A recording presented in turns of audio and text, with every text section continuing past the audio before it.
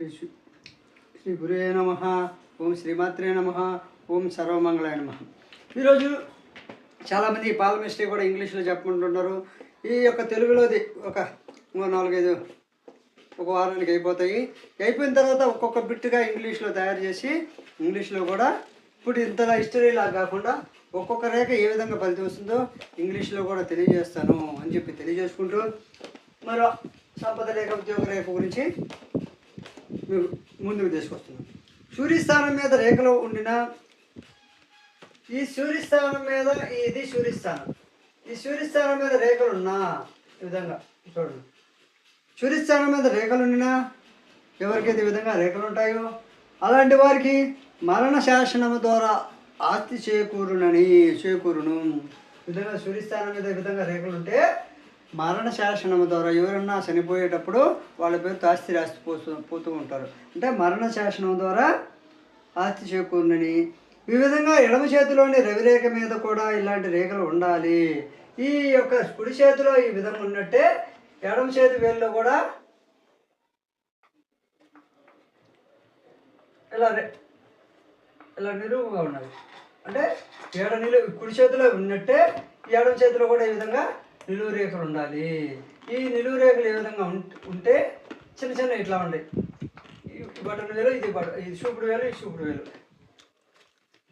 కాదు మధ్య వేలు, ఈ మధ్య వేలు ఉంగరపు వేలు, ఇది రవి వేలు, ఇది రవి వేలు. అంటే కుడి చేతిలో ఉన్న రవి వేలు దగ్గర ఈ విధంగా, ఎడమ చేతిలో విధంగా ఉన్నటువంటి రవి వేలు కింద ఈ విధంగా నిలువు రేఖలు చిన్న చిన్నవిగానే ఉంటే ఎవరికైతే ఉంటాయో వారికి మరణ శాసనం ద్వారా ఆస్తి సంక్రమించును. అంటే ఎవరో ఒకరు చనిపోతే వారి యొక్క వారసత్వం ద్వారా కానీ వారు రాసిన శాసనం ద్వారా కానీ వీరికి సంక్రమిస్తుంది. అయితే 2 చేతుల్లో ఉండాలి ఈ విధంగా రేఖలు. అదేవిధంగా ఇటువంటి రేఖలు స్పష్టంగా ఉండాలి, 2 చేతుల్లో ఉండాలి. ఈ రేఖలు అనేటువంటివి చిన్న చిన్నవి స్పష్టంగా ఉండాలి. అడ్డదిడ్డాలు కాకుండా కనిపించి బాగా ఇలా ఉండాలి, స్పష్టంగా ఉండాలి. స్పష్టంగా ఈ విధంగా 2 చేతుల్లో 2 వేల కింద ఉంటే వారికి ఖచ్చితంగా మరణ శాసనం ద్వారా వారికి ఆస్తి సంక్రమిస్తుంది. అదేవిధంగా సూర్యస్థానము ఉబ్బెత్తుగా ఉన్నవారు ఈ సూర్యస్థానం ఉంది, ఈ బిట్ల కన్నా ఇదంతా ఎక్కువ ఉబ్బెత్తునిది అనుకో.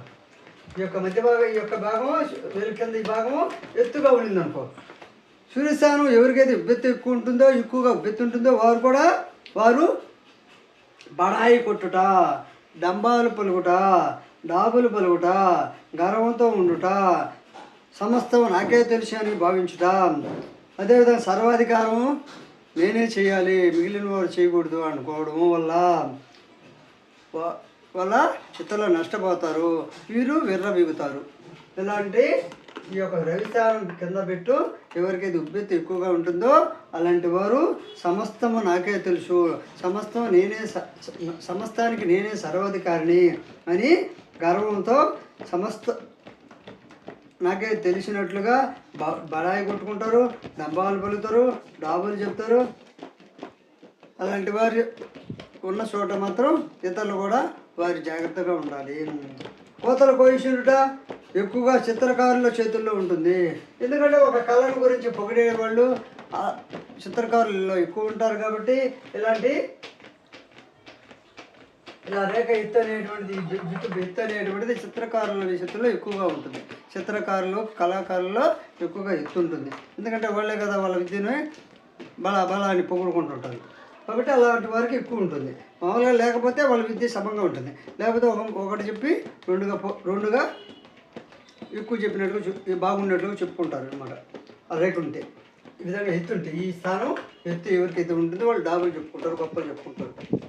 అదేవిధంగా మరీ ఎత్తు లేకుండా మధ్యస్థంగా ఉన్నా, ఇది ఎత్తు లేకుండా మరీ డౌన్ లేకుండా మధ్యస్థంగా ఎవరికైతే ఉంటుందో సద్భావాలు ఉంటాయి, ప్రజలతో అభిమానంగా ఉంటారు, దానగుణం ఉంటుంది, దానగుణ లక్షణాలు బాగా ఉంటాయి, కార్యసిద్ధి త్వరగా వీరికి కలుగును, కార్యసిద్ధి ఇది త్వరగా జరుగును.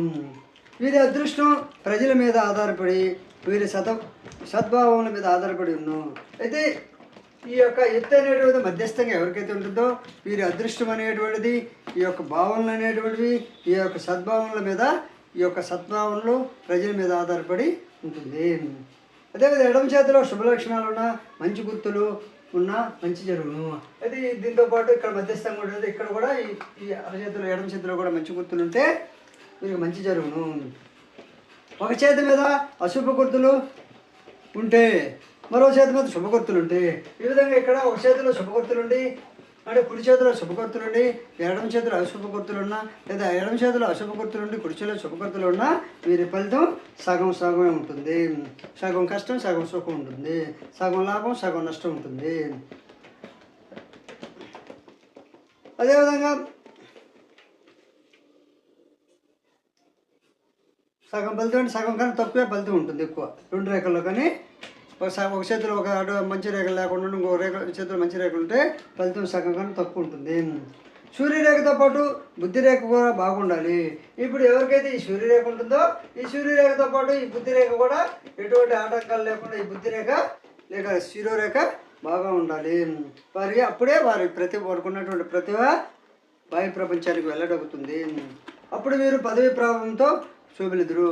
అప్పుడు వీళ్ళు ఇట్లా రెండు రేఖలు బాగున్న వాళ్ళు ఇలా పదవిలో సేవలో వీళ్ళ ప్రతిభ చూపుదురు, వారి ప్రతిభ బయటకు వచ్చును. అప్పుడు వీరు పదవి ప్రారంభంతో శోభిలుచుందరు. రవిరేఖ లోతున్న ఈ రవిరేఖ అనేటువంటిది బాగా లోతుండాలి. ఈ రవిరేఖ బాగా లోతున్నా విద్యలో బాగా రాణింపు ఉంటుంది. అదే ఈ రవిరేఖలో గొలుసు కట్టు ఉంటుంది అనుకో, గొలుసు కట్టుతుంది అనుకో, ఆ గొలుసు కట్టు ఉన్న వల్ల కుచిత బుద్ధి ఉండును, అపజయము కలుగును. కుచిత బుద్ధి అపజయం కలుగుచుండును. రవిరేఖ ఉండి బుద్ధిరేఖ చంద్రస్థానంలోకి వాలి ఉన్నా, ఈ రవిరేఖ ఉంది, ఈ బుద్ధిరేఖ అనేటువంటిది ఇది ఇలా వచ్చి ఇట్లా వచ్చింది, ఇది చంద్రస్థానం. ఈ చంద్రస్థానంలోకి వాలి ఉన్నా బుద్ధిరేఖ, ఈ రవిరేఖ ఉండి ఈ బుద్ధిరేఖ అనేటువంటిది చంద్రస్థానంలోకి కిందకి వాలి ఉన్నాం.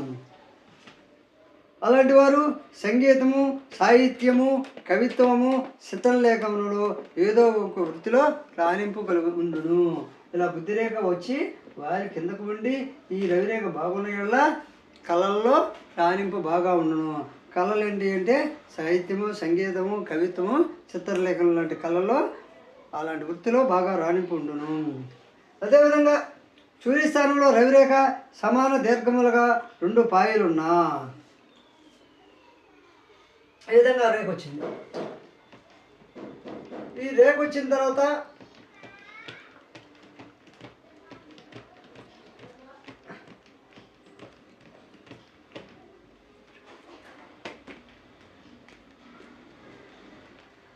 సూర్యరేఖ సూర్యస్థానంలో రెండు పాయలు సమానంగా ఉండాలి.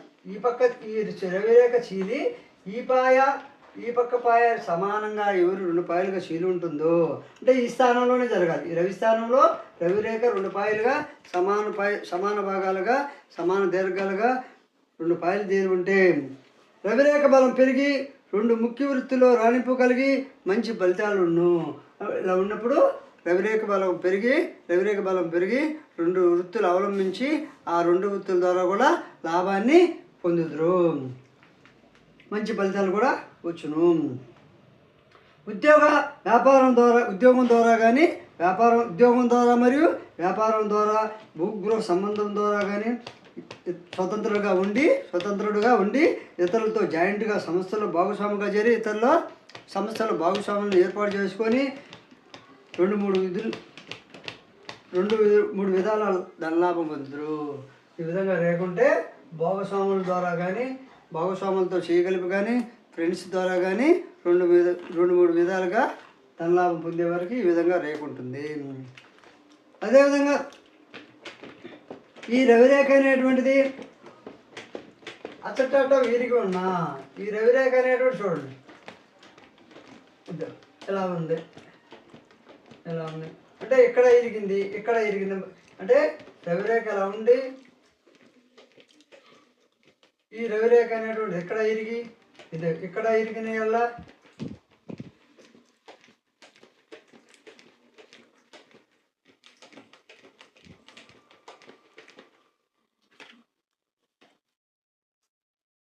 ఏడ ఇరిగింది. రవిరేఖ ఎవరికైతే చేతులైతే విరిగి ఉంటుందో, అక్కడక్కడ విరిగినట్టుగా ఉంటుందో, అలాంటి వారు వివిధ రంగాల్లో ప్రవేశం ఉన్నప్పటికీ వేటిలో కూడా తగిన ప్రావీణ్యం ఉండదు. వీరికి తగిన ప్రావీణ్యం ఉండదు. అదేవిధంగా లాభం కూడా ఉండదు.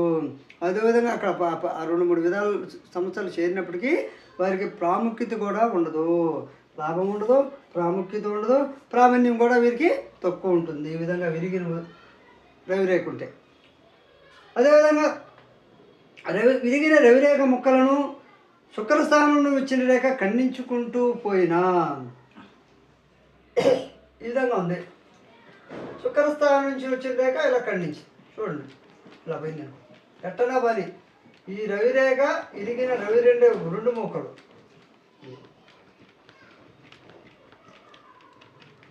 ఈ శుక్రస్థానం నుంచి ఒక రేఖ ఈ ఖండించిన ఈ 2 ముక్కల్ని ఖండించుకుంటూ మళ్ళీ పోయినా ఎవరికైతే ఆ విధంగా ఈ విరిగిన చోటు నుండి ఒక రేఖ శుక్రస్థానం మళ్ళీ ఖండించుకుంటూ పోతుందో అలాంటి వారు బంధువుల వలన కష్టాలు కలుగును. అలాంటి వారికి ఇలా ఖండించిన రేఖ వల్ల బంధువుల వల్ల కష్టాలు కలుగును. అదేవిధంగా పై ముక్క దృఢంగా ఉండి రవిస్థానంలో వ్యాపించిన ఇలా ఖండించిన తర్వాత ఈ పైపోయిన ముక్క అనేటువంటిది బాగుంది అనుకో, ఇక్కడ కన్నాలు లేకుండా ఈ పై ముక్క పై భాగం బాగుండి రవిస్థానంలో కానీ వ్యాపించిన కష్టాల నుండి తప్పించుకొని జయం పొందును. అంటే బంధువుల ద్వారా కష్టాలు వస్తాయి ఈ రేఖ వల్ల. ఈ రేఖ బాగుండడం వల్ల వచ్చిన కష్టాల నుండి తప్పించుకొని, అంటే ఈ రేఖ రవిస్థానం వరకు చేస్తే కష్టాల నుండి బయటపడి జయం పొందుదురు. అదేవిధంగా రాజకీయ వ్యవహారంలో విజయం, వ్యాజ్యాలలో జయం కూడా కలుగును. రవిరేఖ ఖండించి రేఖ వల్ల ఓటమి పాల్గొను. అయితే ఇక్కడ ఈ కాలంలో ఓటమి వస్తుంది. ఇక్కడ ఖండించింది కదా, ఈ కాలంలో ఓటమి వచ్చినప్పటికీ ఆ తర్వాత పుంజుకొని లాభాల పాట పొందుతురు. కాబట్టి వీడియో నచ్చితే లైక్ చేయండి, షేర్ చేయండి, సబ్స్క్రైబ్ చేయండి.